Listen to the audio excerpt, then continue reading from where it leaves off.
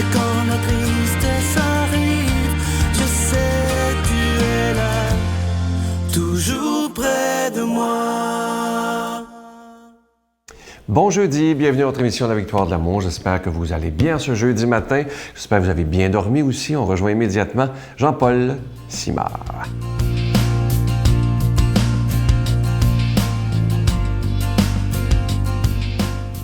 Bonjour.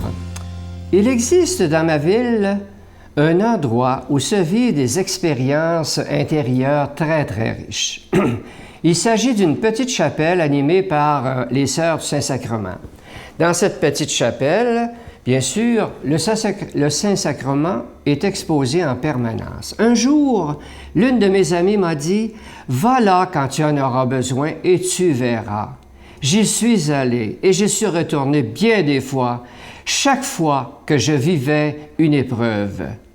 Vous dire jusqu'à quel point les murs de cette petite chapelle sont témoins quotidiennement de la douleur, de la détresse et de la souffrance des gens serait un euphémisme.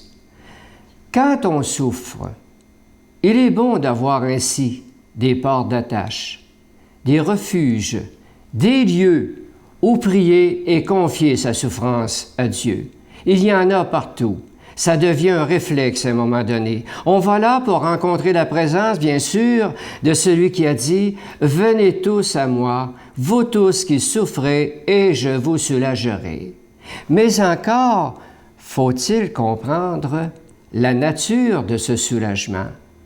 L'expérience chrétienne nous dit que Dieu n'enlève pas nécessairement la souffrance, mais nous aide à l'accepter.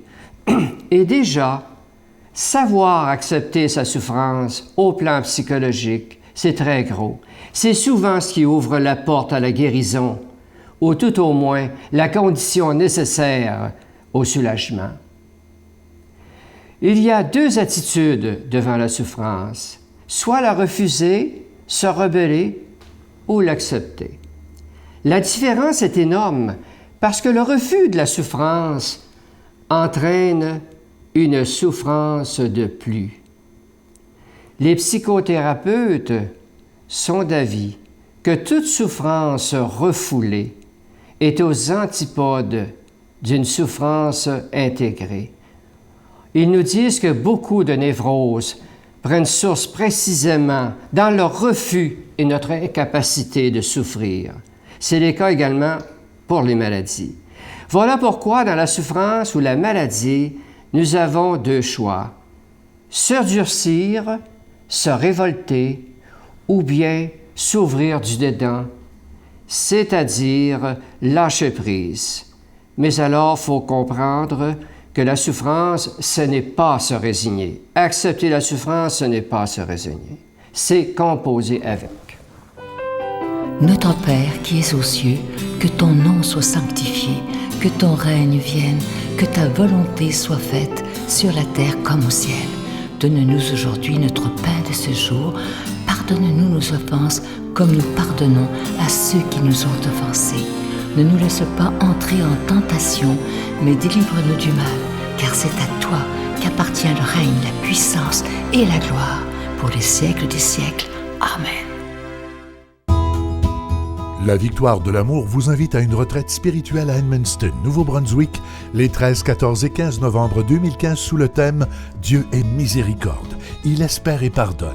Venez vivre des moments de ressourcement inoubliables en compagnie de l'abbé Robert Lemire, Sœur Angèle, le docteur Gilles Lapointe, Sylvain Charon et Miguel Padilla à l'hôtel Four Points by Sheraton à Edmundston. Réservez rapidement à notre bureau au 514-523-4433 ou sans frais au 1-888-811-92-91. Venez vivre une fin de semaine exceptionnelle, remplie d'amour, de paix et de joie. C'est avec beaucoup de joie que je vous parle de ce beau cadeau du mois, une belle exclusivité de la Victoire de l'amour. Il s'agit de ce pendentif orné du si beau nom de Jésus qui vient avec la chaîne. Je sais que beaucoup d'entre vous seront très contents. La chaîne, elle est en nickel. Le pendentif, il est déjà béni. Et c'est une belle façon de témoigner de notre foi en ce Jésus qui a donné sa vie pour nous. Alors, en le portant fièrement, moi, je le porte. Donc, vous ne le voyez pas parce que j'ai un gilet. Mais Sœur Angèle aussi le porte fièrement parce que c'est quelque chose de beau, de simple, qui est autant pour les hommes, pour les femmes, les jeunes. Et je sais qu'il y a des parents qui l'ont commandé pour leurs jeunes, parce que c'est les jeunes qui l'ont demandé, parce que c'est très moderne en même temps, en étant tout simple. Alors, je vous rappelle que ce beau pendentif, il est déjà béni. C'est avec un don de 25 $. Et si vous en voulez deux pour en donner en cadeau, c'est avec un don de 40 $. Et je me permets de vous demander un don tout à fait spécial en ce mois de septembre, parce que l'été a été très, très difficile au niveau des dons.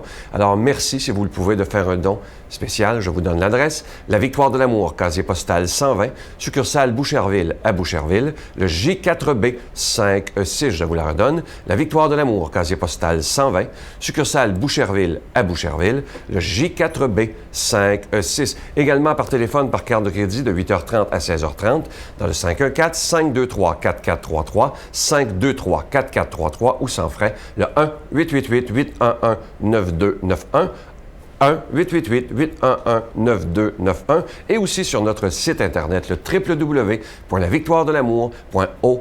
Alors, je vous rappelle ce beau cadeau, ce pendentif orné du nom si beau qui est ce nom de Jésus. Je vous rappelle que la chaîne est en nickel et qu'il est déjà béni.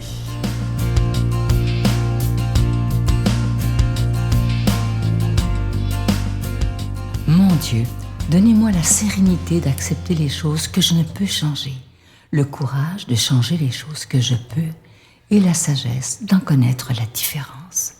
Amen. Aujourd'hui, la parole de Dieu est proclamée par quelqu'un qui lui aussi est là avec nous depuis les tout débuts, imaginez, plus de 20 ans, l'abbé Donald Thompson.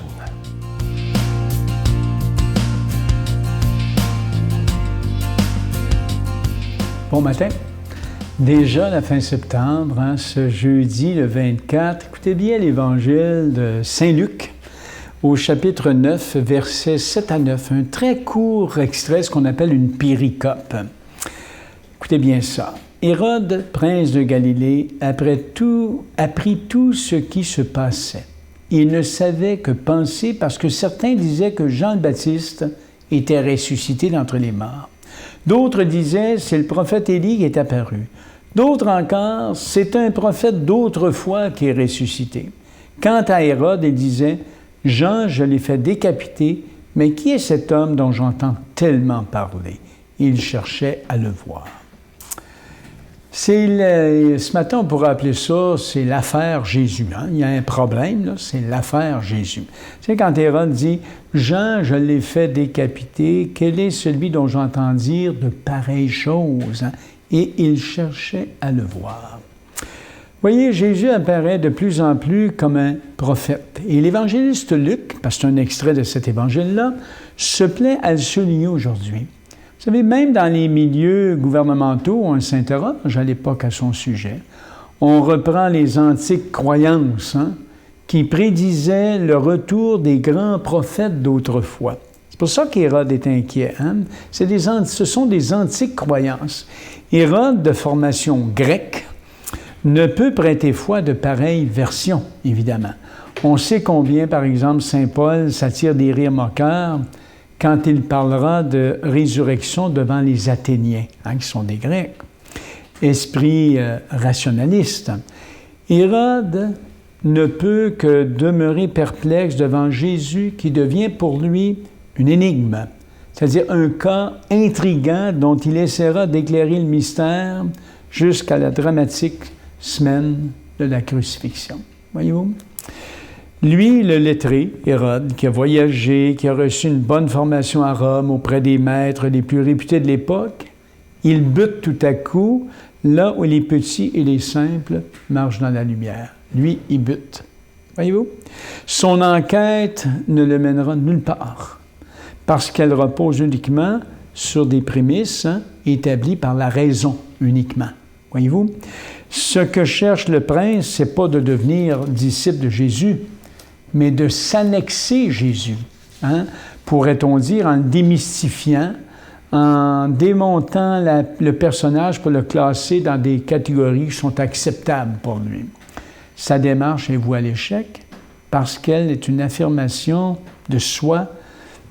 En soi, là, c'est impossible de ses lumières personnelles, là, il ne peut pas arriver à comprendre l'affaire Jésus. Alors, Jésus va dire, hein, « Or, la chair ne sert de rien. Nul ne vient à moi si le Père ne l'attire. » Elle va remarquer actuellement, comme il y a beaucoup de gens, oui, puis c'est important d'être intéressé à l'humanité de Jésus, à ce personnage historique qu'on a assassiné en avril de l'année 30 de notre calendrier. Personnage intriguant, comme on dit, un des prophètes, un grand prophète. Bon. Mais on peut bien chercher avec uniquement la raison, la science de l'histoire. On ne trouvera pas nécessairement l'énigme de ce personnage-là. Hein? Remarquez ce que Jésus a dit. « Nul ne vient à moi si le Père ne l'attire. » Bon. Pour aller à Jésus, qu'est-ce qu'il faut? C'est la question qu'on a à se poser ce matin. Ça prend l'initiative de Dieu, en d'autres mots. C'est de reconnaître le souverain domaine de Dieu. C'est par l'Esprit qu'on peut découvrir Jésus comme étant Christ et Seigneur. Ça, on est dans l'ordre de la foi. Voyez-vous? Le fait que cet homme-là, on l'ait assassiné en avril 30 de notre calendrier pour deux motifs particuliers. Remarquez que cet homme-là parlait de Dieu comme un père, un bon papa, Abba. Quand on est un bon papa et une bonne maman dans la vie, qu'est-ce qu'on veut pour ses enfants? On veut leur bien. On ne les prend pas au détour, on ne les fait pas mourir, on n'envoie pas de maladie. Hein? Vous êtes des bons pères, des bonnes mères. Plusieurs d'entre vous ce matin qui écoutez cette émission, et ça va de soi. Bien, Jésus, pour lui aussi, il a passé, comme disent les Actes des Apôtres, en faisant le bien. Et spécialement pour du pauvre monde, des blessés de la vie, des marginalisés de toutes sortes. Vous n'avez qu'à lire les 4 évangiles dans la Bible et vous ne voyez que des gestes de vie de la part de cet homme-là, des gestes de bonté.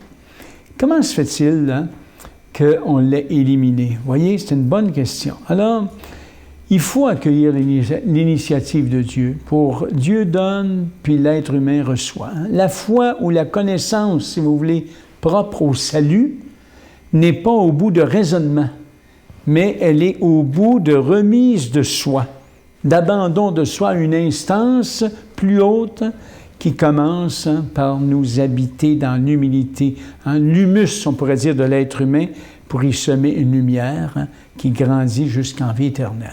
Vous savez, on ne se donne pas la foi. C'est comme l'amour, on ne s'en va pas sur la rue une bonne journée, « Tiens, toi, tu vas être mon conjoint, ma conjointe. Hein? » Pourriez me dire, on ne s'est pas donné ça, ça nous est arrivé. C'est de l'ordre d'une expérience. Il faut être ouvert. Bien, la foi, par comparaison peut-être boiteuse, allez-vous me dire, c'est la même expérience. On est saisi par le Christ. Que celui qui nous illumine vous bénisse, le Père, le Fils et le Saint-Esprit. Amen. Bonne journée. Je vous salue Marie, pleine de grâce. Le Seigneur est avec vous. Vous êtes bénie entre toutes les femmes, et Jésus, le fruit de vos entrailles, est béni.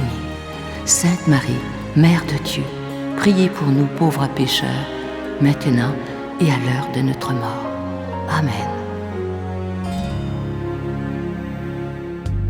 Venez découvrir les trésors des Antilles à bord du célèbre MSC Divina. Venez vivre avec nous de beaux moments de réflexion spirituelle dans une harmonie d'amour et de paix. Pour une 21e année consécutive et pour une dernière fois à l'extérieur du pays, la Victoire de l'amour en collaboration avec Voyage Intermission vous invite à son ressourcement annuel en compagnie de Sœur Angèle, Sylvain Charon et l'abbé Robert Lemire du 11 au 21 janvier 2016. Réservez rapidement au 514-288-6077 ou 1-800-465-3255. Je vous laisse avec cette pensée qui dit ceci. Un jour, vous vous réveillerez et vous n'aurez plus le temps de faire ce que vous avez toujours voulu faire. Alors faites-le aujourd'hui. Ça, c'est tellement vrai. Arrêtons de remettre à demain. Bye. Mais vous avez été capable de vivre la chasteté? Oui. En 2015. Ouais. Belle fille comme toi. Ouais. Assez rare. Difficile! Mais on y est arrivé, à la grâce de Dieu, sérieux. On a prié ensemble, on faisait le chapelet ensemble, on allait à des messes ensemble. C'est rare ce que tu dis là. Et je le sais, là, mais comme... Les gens à TV à la maison, ils doivent se dire, parce que c'est beau, c'est magnifique.